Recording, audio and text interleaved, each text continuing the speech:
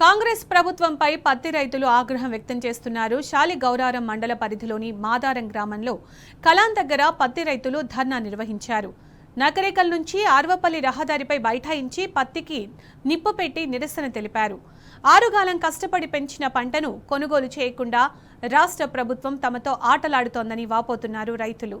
తేమ శాతం ఎక్కువగా ఉందంటూ కొర్రీలు పెడుతూ పత్తిని తిరిగి వెనక్కి పంపుతున్నారని ఆవేదన చెందుతున్నారు.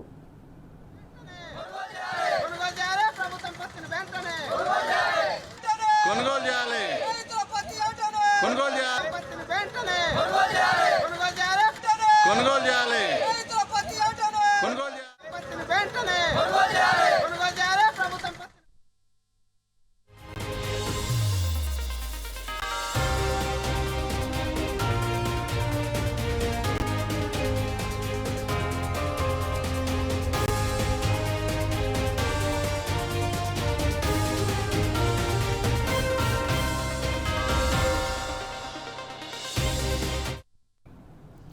ఇక ఇదే అంశానికి సంబంధించిన పూర్తి సమాచారం మా ప్రతినిధి రాము అడిగి తెలుసుకుందాం. రాము, పత్తి రైతుల ధర్నాకి సంబంధించి మీ దగ్గరున్న అప్డేట్స్ ఏంటి? సునీత, ప్రస్తుతం తుఫాన్ ప్రభావంతో విస్తారంగా వర్షాలు పడతా ఉన్నాయి. పత్తి పంటలన్నీ కూడా తడిచి ఆ గింజలు కూడా నల్లగా మారిపోయి ఇప్పటికే తెంచినటువంటి పత్తి అంతా కూడా తేమ శాతం పెరిగిపోతూ వస్తుంది. ప్రభుత్వం మాత్రం సీసీఐ కొనుగోలు కేంద్రాలు తెరిచి వెంటనే పత్తి కొనాలన్నటువంటి ప్రయత్నం ఏది చేయకపోవడంతో కడుపు మండిన రైతన్నలు ధర్నాలు రాత్రులు చేస్తున్నారు. ఈ రోజు తుంగతుర్తి నియోజకవర్గం శాలిగౌరారం మండలం మాదారం గ్రామం వద్ద నకరకల్ టు అరవపల్లి రహదారి పైన పత్తిని నడి రోడ్డు పైన తగలబెట్టి వాళ్ళ ఆగ్రహాన్ని అనేది ప్రభుత్వానికి తెలియజెప్పారు. 20 రోజులు వచ్చినప్పుడు కూడా పత్తి కొనుగోలు ఇంకా ప్రారంభం కాలేదు. మేమంతా కూడా దళారుల బారిన పడుతున్నాం. ప్రభుత్వంలో కొనుగోలు చేస్తే 8,110 రూపాయలు వస్తాయి. కానీ ప్రైవేట్ గా వడ్డీ వ్యాపారుల వద్దకు అదేవిధంగా బయర్ల దగ్గరకు పోతే కేవలం 4,000 రూపాయలు మాత్రమే పత్తి కొంటా ఉన్నారు. అసలుకే ఈ వానాకాలం సీజన్ లో యూరియా దొరక్క అదేవిధంగా అధిక వర్షాలు పడి పత్తి దిగుబడి అనేది పూర్తిగా తగ్గిపోయింది.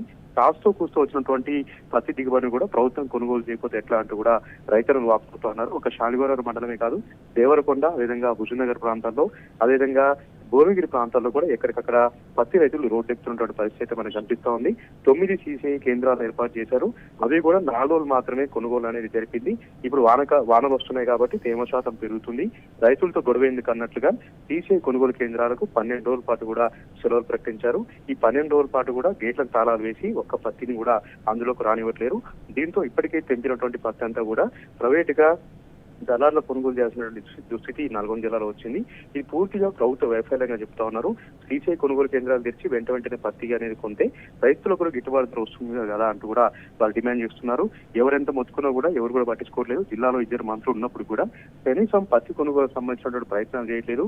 సీసీఐ కొనుగోలు కేంద్రాల్లో వెంటనే కొనుగోలు జరిపేలాగా ఎలాంటి చర్యలు తీసుకోవట్లేదు అంటూ కూడా వాళ్ళు వాపోతున్నారు. ఇప్పటికైనా సరే సీసీఐ కొనుగోలు కేంద్రాలు నిరంతరం తెరిచి వచ్చిన పత్తి వచ్చేట్టుగా కొనుగోలు చేయాలంటూ కూడా వాళ్ళు డిమాండ్ చేస్తున్నారు. 4 రోజుల పాటు మాత్రమే పత్తి కొనుగోలు జరిగింది. ఈ 4 రోజుల పాటు కూడా స్లాట్ లో బుక్ చేసుకున్నటువంటి రైతులను మాత్రమే లోపలికి రానిచ్చారు.